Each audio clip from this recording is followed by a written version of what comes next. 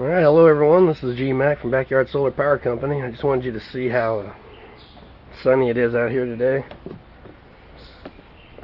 Alright,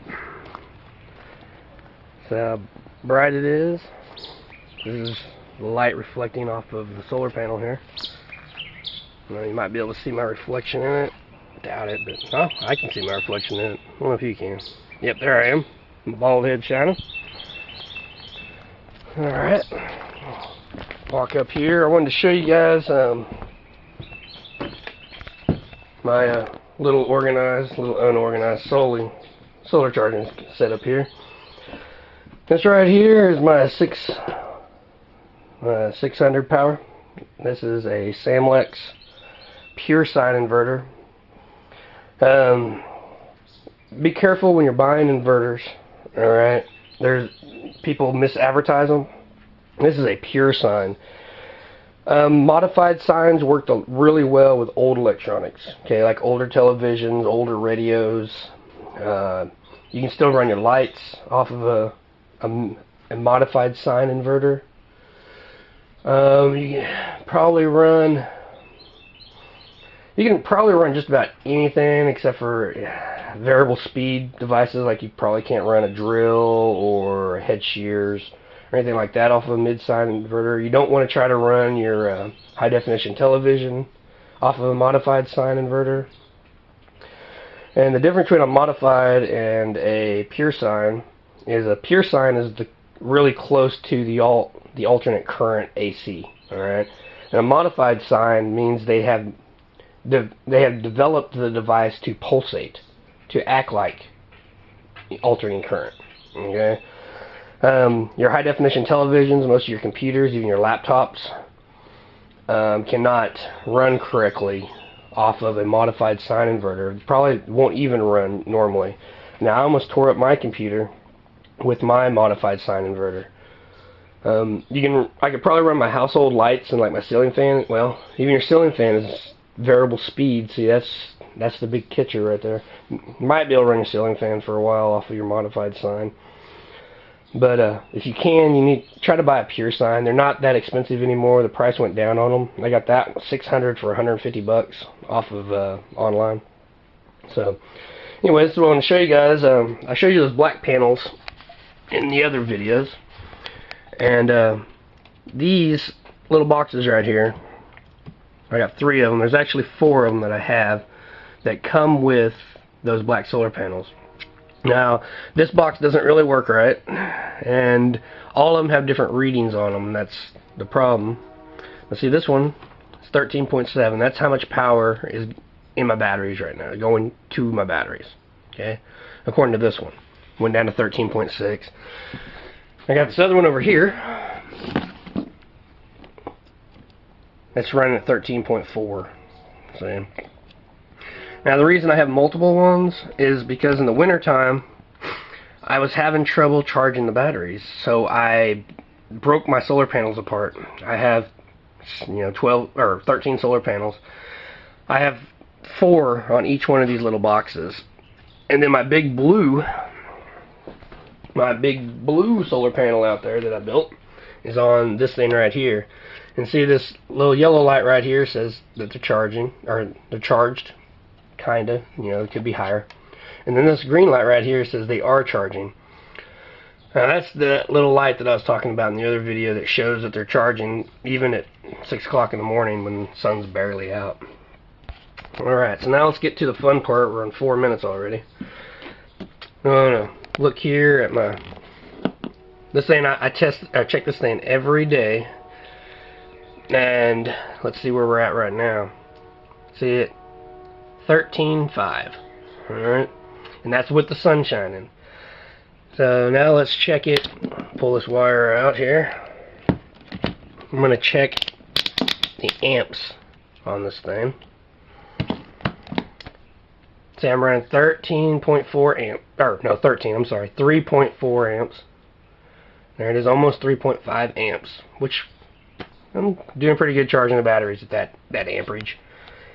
It'd be nicer if it was higher, but that works. It works to run my inverter at least. Okay. turn this off, pull this wire. Oh, let's see what this is running at. I think I need a battery. Pretty sure it's what's saying here. I need a battery. Alright. Alright, 13.5 still. Looks like I need to get a new battery for this thing. Those are DC volts, by the way. They're not AC volts. AC comes out of the inverter. So, this is the little trick. Okay. DC power doesn't travel as well as AC power. So the trick is to have your batteries. See here, I have 5 batteries. All these wires, this is my power inverter hooked up, and these are charging wires, and this wire over here is my voltage tester and all that.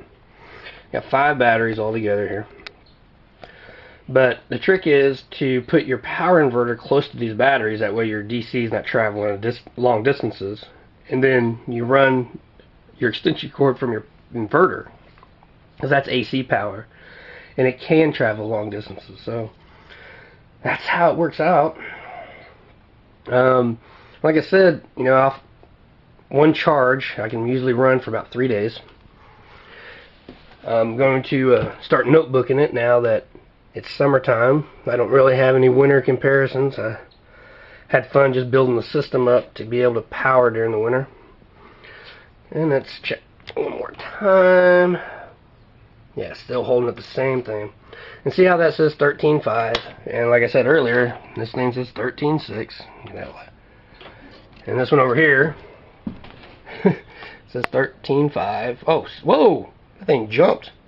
There's 14. That means the sun is shining. Let's check this out. Let's check this out. Say 13.8, 13.7, 13.6 is going back down. I've had this thing up to 14 before. It's awesome. It's awesome. I just can't wait to see it a little bit higher.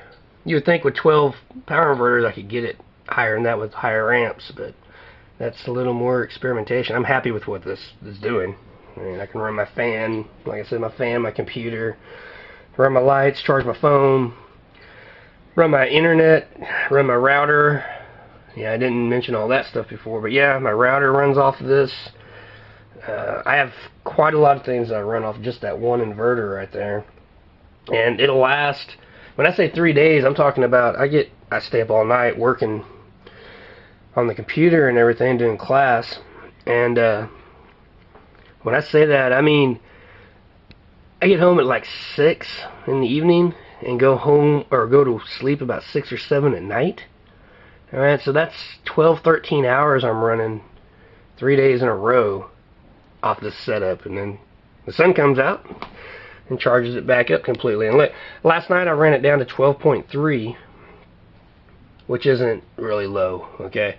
But I ran it down to 12.3, and I bet you today, when the sun goes down, I'll be sitting at 12.8, 12.9. So you can see how one more day would take it up to 13 volts, which is what most batteries contain. It gets a little higher than that sometimes. I've had 13.2 in those batteries, but can't wait. What I did for my batteries, because you can't really just buy a battery and then wait a year and buy another battery. I bought one battery every month, alright? Well, I started out buying one battery every week, but that got expensive, and so I switched to one battery a month, and I got up to 5 batteries. I want one more to make mine complete. When I go full throttle with this, I'm going to have 12 batteries altogether, I believe. You always need more batteries than you expect. Okay, well, anyway, I'm coming up on the 10-minute mark here, so I want to tell everybody I will see you in the next video. This is GMAC. This is GMAC from Backyard Solar Power Company, and we'll talk to you guys in the next video. Alright, thanks a lot. Bye.